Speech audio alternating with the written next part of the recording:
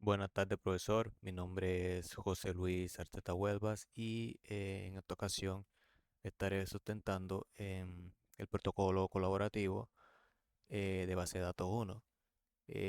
Para esta sustentación me estaré apoyando de una serie de diapositivas con el objetivo de abordar eh, la mayoría de los puntos que corresponden o que están plasmados en el documento del protocolo colaborativo. Como primer punto acá, nuevamente tenemos agenda, tenemos introducción y objetivo, base de datos, papel versus digital, tenemos tipo de base de datos, tenemos sistema de gestión de base de datos, definición y clasificación, tenemos la tabla comparativa de motores, tenemos la conexión de software, la base de datos, el CRUD, tenemos fase de modelado, tenemos diagrama de entidad-relación, DER, tenemos entidades, atributos y relaciones y finalmente tenemos cardinalidad, jerarquía ISA y el respectivo cierre. Como primer punto tenemos la introducción y objetivo. Eh, para la introducción tenemos esta pequeña definición que nos dice de que el recorrido integral desde un almacenamiento físico hasta los sistemas de gestionamiento de base de datos modernos, pasando por el modelado de diagrama de relación y la conexión de aplicaciones. ¿Esto a qué hace referencia? Hace referencia a que anteriormente la información se manejaba más que todo de forma física, ya sean papeles, periódicos, em, o el uso de algún otro objeto, pero físico. Desde esos tiempos hasta los tiempos de ahora, donde prácticamente todo está digitalizado y todo el almacenamiento físico que se utilizaba con anterioridad se ha movido de forma digital. Entonces, la mayoría de bases de datos, bueno, prácticamente todas las bases de datos sí o sí tienen que pasar por el estándar establecido y por el modelado de diagrama entidad-relación. Esto con el objetivo de que esas bases de datos y todos esos datos almacenados estén organizados de la mejor forma posible. Entonces, acá abajo tenemos los objetivos. En este caso tenemos diferenciar base de datos de las relacionales a las no relacionales. Tenemos el ciclo modelado, tenemos la fase de análisis, diseño, implementación de una base de datos, tenemos el dominar del DER, del diagrama de relación, y tenemos la conexión, el CRUD, que es el flujo de integridad de aplicación y base de datos. Acá tenemos una pequeña comparativa de una base de datos de papel y una digital. En este caso, en la izquierda tenemos la base de datos de papel. Acá nos dice de que el almacenamiento físico puede generar archivero o generar mucho, mucho, eh, ¿cómo le decimos? Digamos que muchos papeles, sí, muchos papeles generando una especie de saturación, sí, en el área donde se guarda. Tenemos acá la búsqueda lenta y manual, porque todo se tiene que hacer manual. Tenemos un usuario a la vez, tenemos vulnerable a daño físico, tenemos, bueno, sin ciberataques, que más que todo es como una ventaja, ya que como no estamos en un entorno digital, entonces no aplicamos a los ciberataques. Acá tenemos energía eléctrica requerida, acá tenemos como que otra ventaja, puesto a que al no estar digitalizado, si no se maneja todo de forma física, no necesitamos de energía para poder acceder a esta base de datos física. Por el otro lado, en la derecha tenemos lo digital. Acá tenemos almacenamiento estático, SSD nube, que ya son tecnologías o herramientas modernas que nos permiten gestionar de una mejor forma el almacenamiento de la información. Tenemos la búsqueda en milisegundos. Esto es posible gracias a la consulta y más que todo depende de la organización que nosotros tengamos en la base de datos para que las consultas puedan bueno, ser lógicas. Tenemos miles de usuarios concurrentes, pueden acceder muchos usuarios al mismo tiempo. Tenemos backup automático, alta seguridad lógica. eh, Requerimos protección de anti-hackeo porque ya acá estamos en un entorno digital. y al estar en un entorno digital estamos expuestos a ataques de ciberseguridad. También tenemos acá, depende de infraestructura tecnológica, acá ya tenemos que hacer uso de herramientas, gestores que ya hayan construido como que toda la infraestructura para que nosotros hagamos uso de ella para almacenar los datos. Acá tenemos tipo de base de datos. Tenemos las relacionales que acá su definición es que son bases de datos que están compuestas por tablas y relaciones entre sí. Em, Son idealmente utilizadas por bancos, por empresas dedicadas a la contabilidad, etcétera. Y en la parte de abajo tenemos las bases de datos no relacionales, que son las documentales, clave de valor, los grafos, las eh, familias. Básicamente las no relacionales suelen almacenar bueno, la información ya sea en documentos o en archivos .json. O sea, no existe una única forma de almacenar los datos como lo tenemos en las bases de datos relacionales, que sí o sí todo tiene que ser en una tabla. Acá no, acá todo es como más flexible y suele ser usado para sistemas de comercio, de e-commerce, donde se almacenan productos, etcétera. Acá tenemos sistemas estos de base de datos, definición y la clasificación. Primeramente tenemos la definición y básicamente lo que es una interfaz entre el usuario y las aplicaciones y las bases de datos. Y su función es que permite definir, crear, mantener y controlar el acceso de forma segura. Básicamente como un intermediario entre el usuario, la aplicación y la base de datos, en donde contamos con una serie de herramientas, una serie de secciones ubicadas estratégicamente y pensadas con el fin de que se nos facilite al momento de conectar nuestras aplicaciones con la base de datos. Entonces, como un intermediario. Acá tenemos el motor de la base de datos. Acá tenemos una gran variedad y básicamente es un componente subyacente que ejecuta operaciones. Almacenar, leer, actualizar, eliminar datos en el disco. Ya acá es donde entran las consultas de la base de datos que puede ser llevada a cabo por diferentes motores. Acá tenemos un ejemplo que es InnoDB, que es para MySQL. Acá tenemos el servidor de base de datos, que básicamente es un programa que corre en segundo plano y que escucha peticiones por la red, recibe la consulta y se la pasa al motor, devuelve el resultado. Básicamente, como se menciona acá, se mantiene en segundo plano y está en contacto escucha para, eh, para cuando se realice una petición, enseguida atrapa esa petición y devuelva el resultado que pide la petición esa. Acá tenemos el sistema de base de datos, bueno, estos de base de datos completo. Y básicamente es un paquete entero que agrupa el motor, el servidor, la herramienta gráfica o de consola, administración e interacción humana. Ya esto sería como que un paquete más completo que compone todo lo que ya hemos mencionado anteriormente. Em, Acá tenemos los motores relacionales, una tabla comparativa en donde tenemos algunos motores, digamos que los más como que utilizados, con su tipo de licencia, el perfil, la fortaleza clave, la limitación.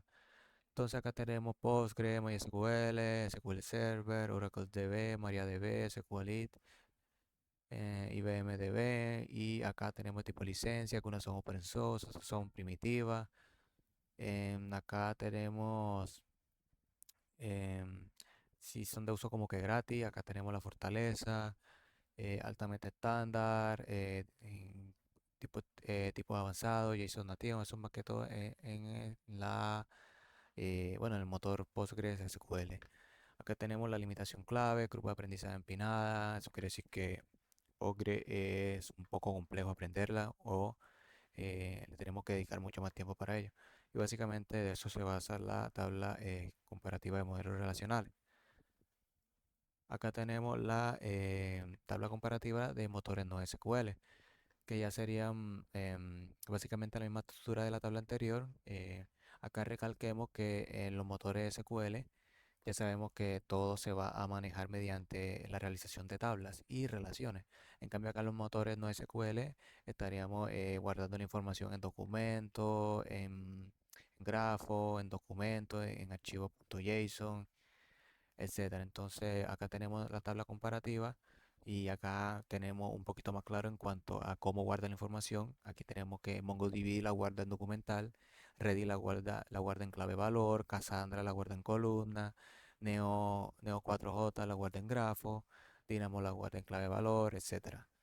De igual forma tenemos acá la fortaleza clave, tenemos la limitación también. Acá tenemos el apartado de conexión de software de base de datos. Acá tenemos una serie de pasos de cómo nosotros realizamos la conexión de nuestro software con la base de datos. Primeramente tenemos acá instalar el driver. Tenemos que incorporar el conector específico del motor del lenguaje que nosotros estamos utilizando. Puede ser Java o Python o puede ser Node.js. Entonces, más que todo es como el driver que permite la conexión, que hace las validaciones internamente. Acá tenemos la cadena de conexión, acá tenemos una serie de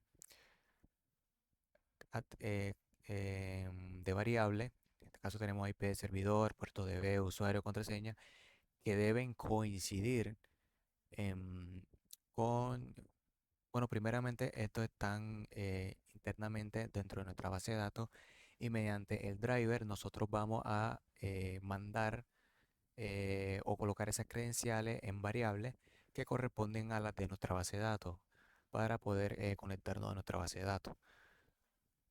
Aquí abrimos nuestra conexión, el software contacta al sistema de gestión de base de datos y se autentica, que esto lo maneja internamente.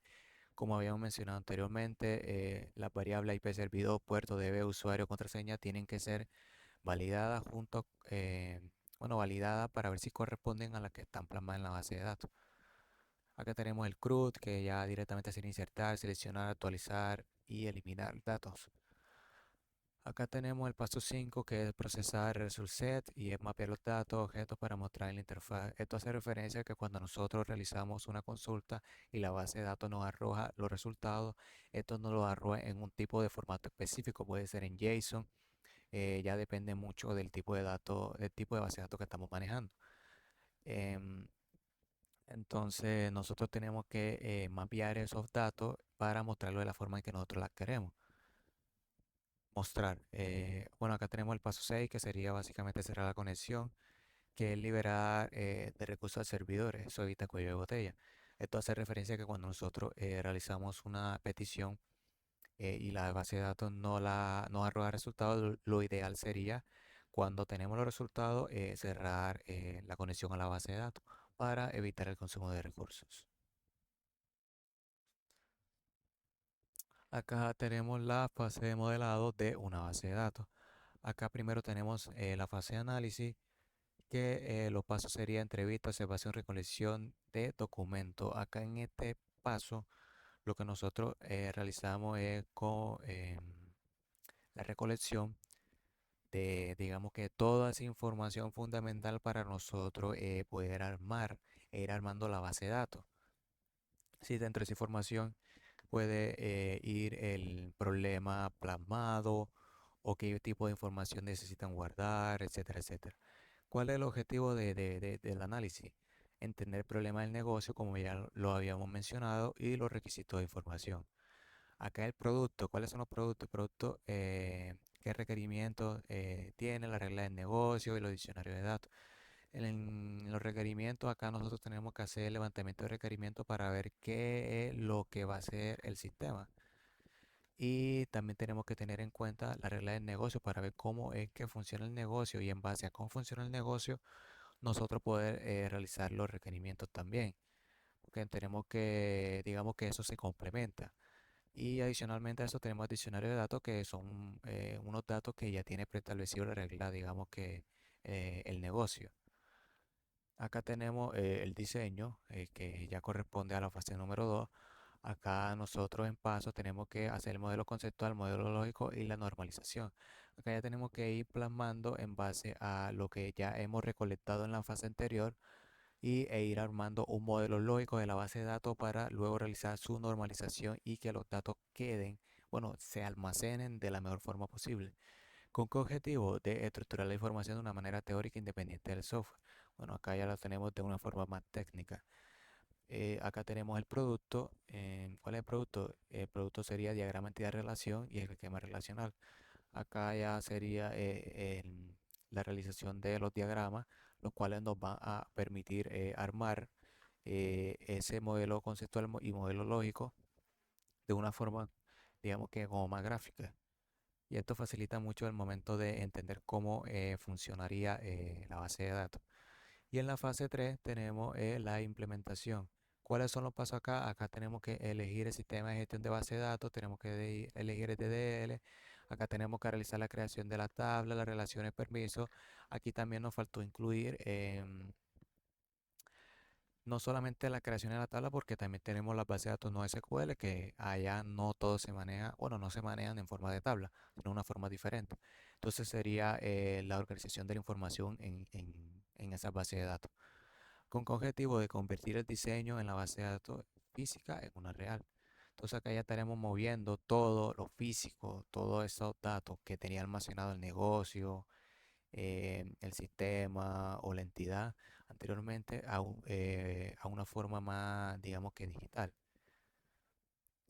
Y acá el producto sería base de datos creada el servidor con script SQL generado. Acá ya tendríamos la base de datos creada en el servidor y funcionando con script SQL, con las peticiones ya directamente. Acá tenemos el diagrama de entidad-relación. Primeramente veamos qué es. Es una herramienta gráfica que representa entidades de un sistema de información y las relaciones entre ellas en el plano arquitectónico de la base de datos. Acá, como su definición lo indica, es una herramienta gráfica que ya nos permite representar cada una de esas entidades de un sistema, de un negocio, de una persona y las relaciones que hay entre esas entidades. Es decir, cuando una entidad depende de otra o que, bueno, acá vamos a poner un ejemplo. Tenemos una entidad de tipo cliente. Necesitamos saber qué tipo de cliente es, si puede ser una persona o puede ser una organización.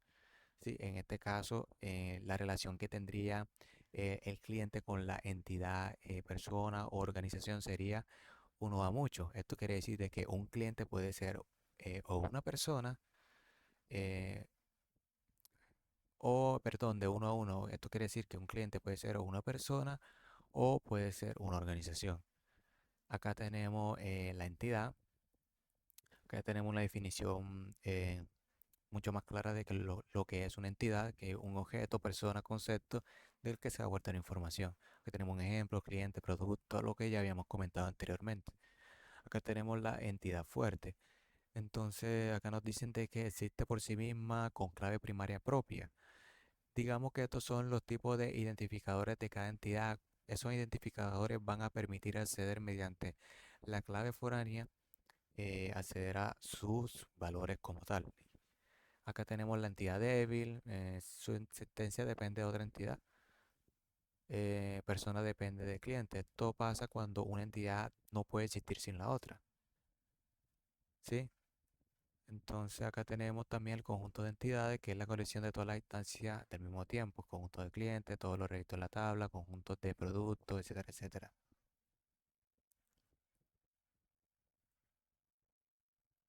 Acá tenemos los atributos, dominio y atomicidad. Acá tenemos el tipo simple, que su definición es valor único e indivisible. Acá ya directamente entra la atomicidad. El concepto de atomicidad nos dice de que cada valor tiene que ser único e indivisible, tiene que estar separado de un campo único. Acá tenemos un ejemplo más claro.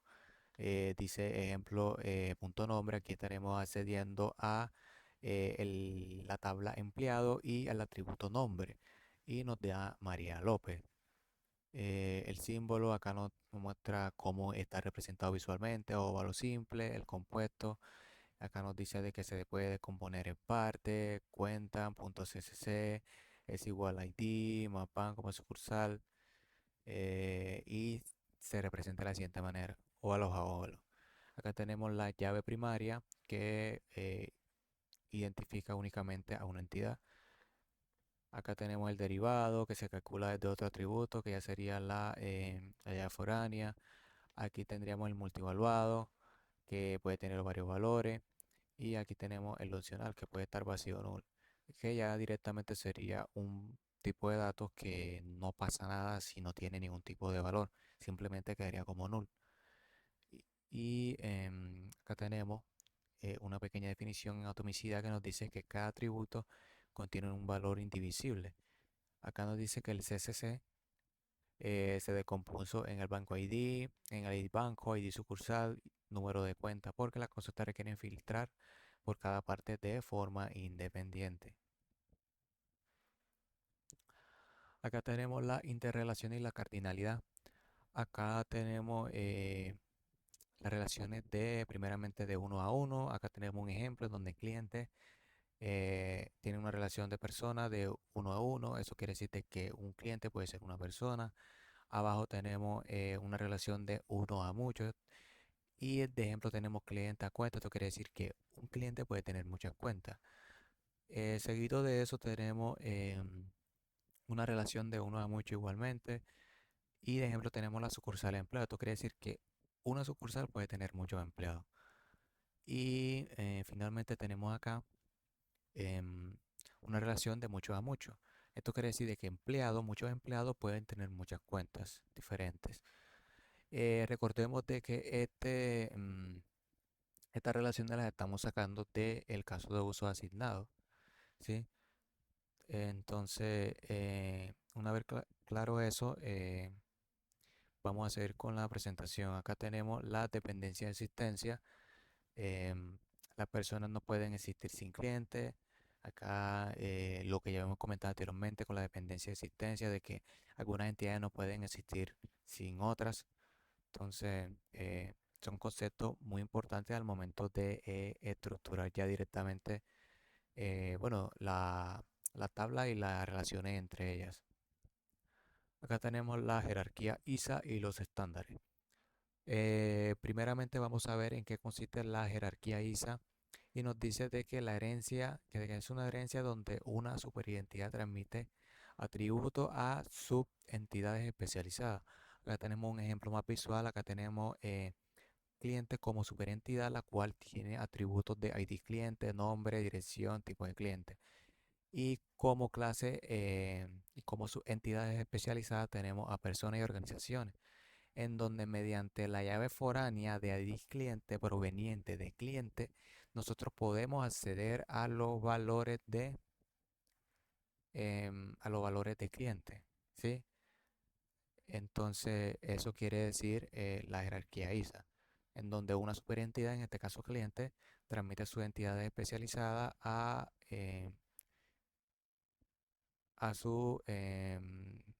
subentidades.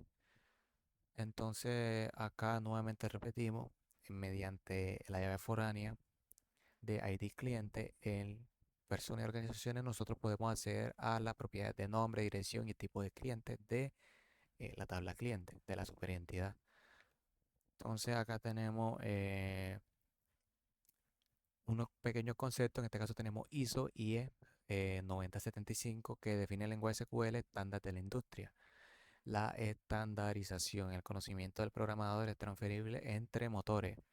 Eso quiere decir de que nosotros podemos trabajar primeramente con un motor de base de datos y en base, bueno, y con los conocimientos que adquiramos con ese motor, nosotros podemos mover eso o utilizar esos conocimientos en otro motor de base de datos.